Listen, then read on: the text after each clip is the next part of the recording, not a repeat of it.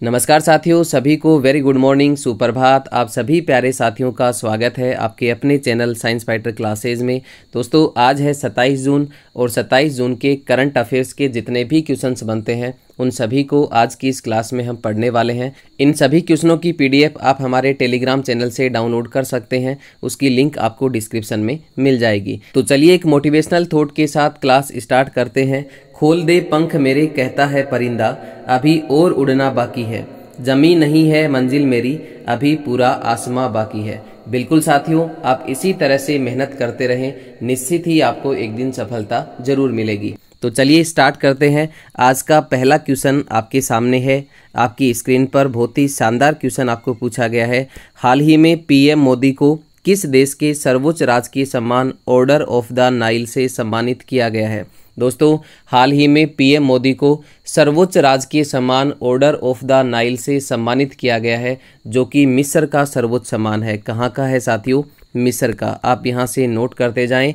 Order of the Nile जो है वो कहाँ का सर्वोच्च सम्मान है? मिस्र का। इसके अलावा नोट करें, ऑर्डर ऑफ द नाइल की जो शुरुआत है वो कब होती है? 1915 में होती है। ऑर्डर ऑफ द नाइल की जो शुरुआत है वो कब होती है? 1915 में। ऑर्डर ऑफ द नाइल अभी हाल ही में हमारे प्रधानमंत्री नरेंद्र मोदी को प्राप्त हुआ है, जो हाल ही में मिस्र की यात्रा पर गए हुए थे। अब आगे बात करें कि प्रधानमंत्री नरेंद्र मोदी मिस्र में कौन कौन सी जगहों पर गए, तो उनको आप यहाँ से नोट कर सकते हैं। उनमें से एक है अल हकीम मस्जिद।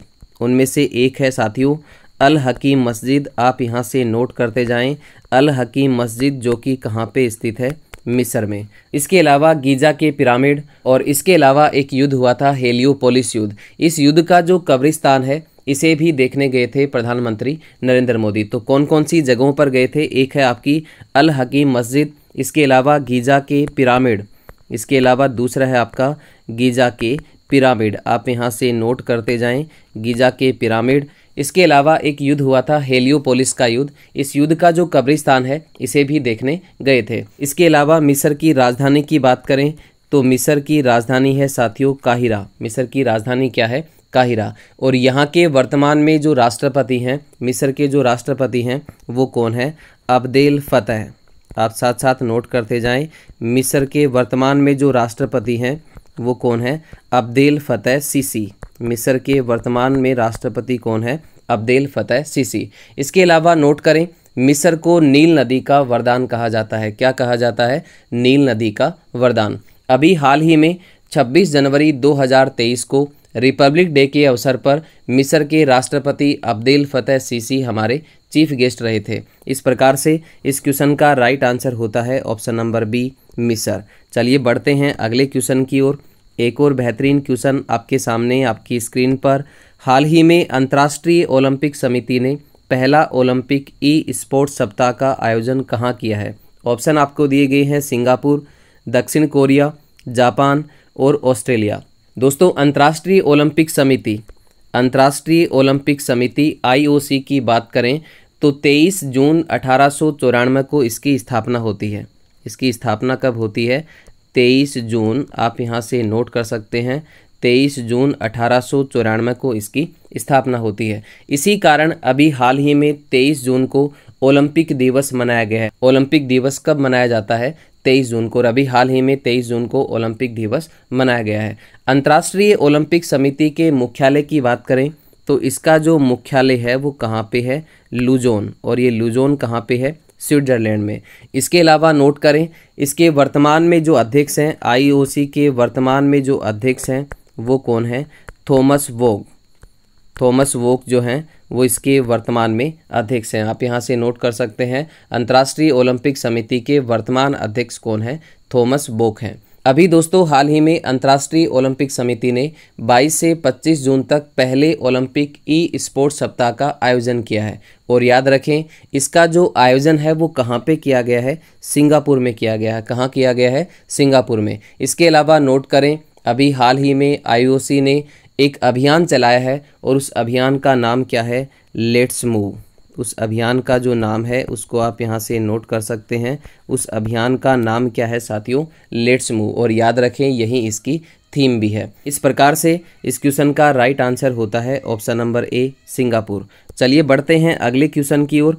अगला क्वेश्चन आपके सामने, टाइम्स हायर एजुकेशन की द एशिया रैंकिंग 2023 में टॉप 50 में शामिल एकमात्र भारतीय संस्थान कौन सा है?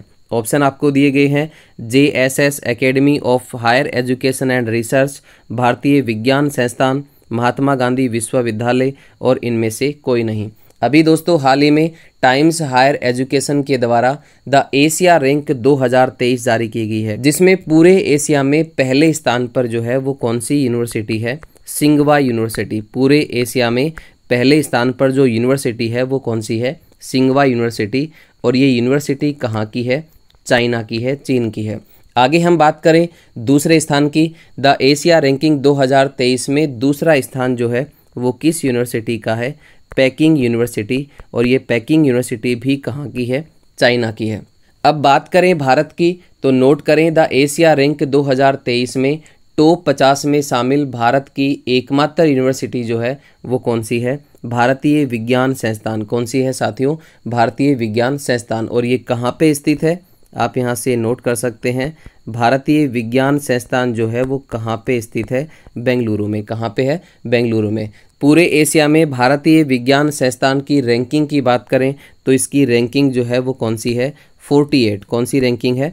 48। इस प्रकार से इस क्वेश्चन का राइट आंसर होता है ऑप्शन नंबर बी, भारतीय विज्ञान संस्थान। चलिए बढ़ते हैं अगले क्वेश्चन की ओर। अगला क्वेश्चन आपके सामने आपकी स्क्रीन पर, हाल ही में रमन फर्स्ट इंजन का सफलतापूर्वक परीक्षण किसने किया है? ऑप्शन आपके सामने है, Bellatrix aerospace, Agnikul cosmos, Pixxel, Skyroot aerospace. तो इस क्वेश्चन का राइट आंसर होता है option number D, Skyroot aerospace. दोस्तों स्काई रूट एरोस्पेस की बात करें तो ये कहाँ की कंपनी है? हैदराबाद की। आप साथ साथ नोट करते जाएं, ये कहाँ की कंपनी है? हैदराबाद की कंपनी है। अभी हाल ही में इस कंपनी ने रमन फर्स्ट इंजन का सफलतापूर्वक परीक्षण किया है। रमन फर्स्ट इंजन क्या है? तो देखिए आप सभी जानते हो, जब कोई रॉकेट लॉन्च किया जाता है तो उसमें सॉलिड फ्यूल का यूज़ होता है, ठोस ईंधन का यूज़ होता है। और उस रॉकेट को हवा में कंट्रोल करने के लिए, कक्षा में स्थापित करने के लिए उसमें लिक्विड फ्यूल का यूज़ किया जाता है। और लिक्विड फ्यूल को कंट्रोल करने के लिए जो इंजन होता है वही इंजन है आपका रमन फर्स्ट इंजन। तो नोट करें साथियों, विक्रम एस रॉकेट में, कौन सी रॉकेट? विक्रम एस रॉकेट में भविष्य में कौन सा इंजन का उपयोग होने वाला है? रमन फर्स्ट इंजन का यूज होने वाला है। इस प्रकार से इस क्वेश्चन का राइट आंसर होता है option number D, Skyroot aerospace. चलिए बढ़ते हैं अगले क्वेश्चन की ओर। एक और बेहतरीन क्वेश्चन आपके सामने, साहित्य अकादमी ने हिंदी भाषा में बाल साहित्य पुरस्कार किसे प्रदान करने की घोषणा की है? ऑप्शन आपके सामने है, सूर्यनाथ सिंह, विशाखा विश्वनाथ, सुधा मूर्ति और अनिरुद्ध केनिसेट्टी। दोस्तों साहित्य अकादमी की बात करें तो इसकी स्थापना कब होती है? 1954 में। साहित्य अकादमी की स्थापना कब होती है? 1954 में। और अभी हाल ही में साहित्य अकादमी के द्वारा बाल साहित्य पुरस्कार और इसके अलावा युवा पुरस्कार, एक आपका बाल साहित्य पुरस्कार और दूसरा है युवा पुरस्कार, ये दोनों पुरस्कार प्रदान किए गए हैं। कौन कौन से पुरस्कार जो हैं वो साहित्य अकादमी के द्वारा प्रदान किए गए हैं? बाल साहित्य पुरस्कार और दूसरा है युवा पुरस्कार। बात करें बाल साहित्य पुरस्कार की तो बहुत सारी भाषाओं के लिए ये पुरस्कार प्रदान किया जाता है, लेकिन अपना क्वेश्चन है हिंदी भाषा में बाल साहित्य पुरस्कार किसे प्रदान किया गया है? तो नोट करें, सूर्यनाथ सिंह को ये पुरस्कार प्रदान किया गया है। किसे प्रदान किया गया है? सूर्यनाथ सिंह को। इसके अलावा नोट करें, सूर्यनाथ सिंह को इनके कौतुक ऐप नामक कृति के लिए, कौन सी रचना के लिए, उसको आप यहाँ से नोट कर सकते हैं। कौतुक ऐप जो कृति है, रचना है, वो किनकी है? सूर्यनाथ सिंह की। और इस रचना के लिए इनको हिंदी भाषा में बाल साहित्य पुरस्कार प्रदान किया गया है। इस प्रकार से इस क्वेश्चन का राइट आंसर होता है ऑप्शन नंबर ए। चलिए बढ़ते हैं अगले क्वेश्चन की ओर। अगला क्वेश्चन आपके सामने, हाल ही में देश की सबसे बड़ी निजी रेल कोच फैक्ट्री का उद्घाटन कहाँ हुआ है? ऑप्शन आपको दिए गए हैं, गुजरात, ओडिशा, तेलंगाना और केरल। हाल ही में देश की सबसे बड़ी जो प्राइवेट रेल कोच फैक्ट्री है, इसका जो उद्घाटन है वो कहाँ पे किया गया है? तेलंगाना में। कहाँ पे किया गया साथियों? तेलंगाना में। चलिए बढ़ते हैं अगले क्वेश्चन की ओर। अगला क्वेश्चन आपके सामने, विश्व की सर्वाधिक तेज बाइक रेस मोटो जीपी 2023 का आयोजन भारत में कहाँ किया जाएगा? ऑप्शन आपको दिए गए हैं, मध्य प्रदेश, नई दिल्ली, उत्तर प्रदेश और आंध्र प्रदेश। विश्व की सबसे तेज़ बाइक रेस जो है वो कौन सी है? मोटो जीपी। इसका जो आयोजन है वो कहाँ पे किया जाएगा भारत में, ये आपको पूछा गया है। तो नोट करें साथियों, विश्व की सर्वाधिक तेज बाइक रेस मोटो जीपी 2023 का जो आयोजन है वो कब होने वाला है? सितंबर 2023 में। कब होने वाला है? सितंबर 2023 में होने वाला है। और याद रखें ये आयोजन जो है वो कहाँ किया जाएगा? उत्तर प्रदेश में। कहाँ पे किया जाएगा? उत्तर प्रदेश के ग्रेटर नोएडा में बुद्ध इंटरनेशनल सर्किट स्टेडियम में इसका आयोजन होने वाला है। इस प्रकार से इस क्वेश्चन का राइट आंसर होगा ऑप्शन नंबर सी। चलिए बढ़ते हैं अगले क्वेश्चन की ओर। अगला क्वेश्चन आपके सामने आपकी स्क्रीन पर। हाल ही में क्लाउड सीडिंग के लिए परीक्षण उड़ान का सफलतापूर्वक आयोजन किसने किया है? ऑप्शन आपके सामने है IIT Kolkata, IIT Madras, IIT Delhi और आईआईटी कानपुर। दोस्तों हाल ही में क्लाउड सीडिंग यानी कि कृत्रिम वर्षा कराने के लिए सफलतापूर्वक परीक्षण जो है वो किसके द्वारा किया गया है? आईआईटी कानपुर के द्वारा। और याद रखें इसमें किसका उपयोग किया गया है? सिल्वर आयोडाइड AgI का उपयोग किया गया है, क्योंकि कृत्रिम वर्षा करवाने के लिए किस यौगिक का उपयोग किया जाता है? सिल्वर आयोडाइड का उपयोग होता है। इस प्रकार से इस क्वेश्चन का राइट आंसर होता है ऑप्शन नंबर डी। चलिए बढ़ते हैं अगले क्वेश्चन की ओर। एक और बेहतरीन क्वेश्चन आपके सामने। हाल ही में केंद्रीय गृह मंत्री अमित शाह ने बलिदान स्तंभ का उद्घाटन कहाँ किया है? ऑप्शन आपके सामने है जम्मू कश्मीर, हिमाचल प्रदेश, लद्दाख और उत्तराखंड। अभी हाल ही में वीरों की शहादत के सम्मान के लिए केंद्रीय गृह मंत्री अमित शाह के द्वारा बलिदान स्तंभ का उद्घाटन किया गया है। और नोट करें जम्मू कश्मीर के श्रीनगर में प्रताप पार्क में इसे स्थापित किया जाएगा। कहाँ पे स्थापित किया जाएगा? प्रताप पार्क।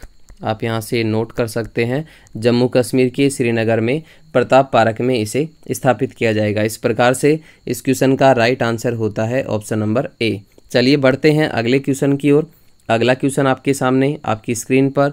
हाल ही में चर्चा में रही अबाधा योजना का संबंध किस राज्य से है? ऑप्शन आपके सामने है असम, ओडिशा, कर्नाटक और छत्तीसगढ़। अबाधा योजना की हम बात करें तो इसका संबंध जो है वो किस राज्य से है? ओडिशा से। ऑप्शन बी यहाँ पे बिल्कुल राइट होगा। तो आज के लिए साथियों इतना ही। मिलते हैं नेक्स्ट वीडियो में। तब तक के लिए आप सभी साथियों का बहुत बहुत धन्यवाद। जय हिंद, जय भारत।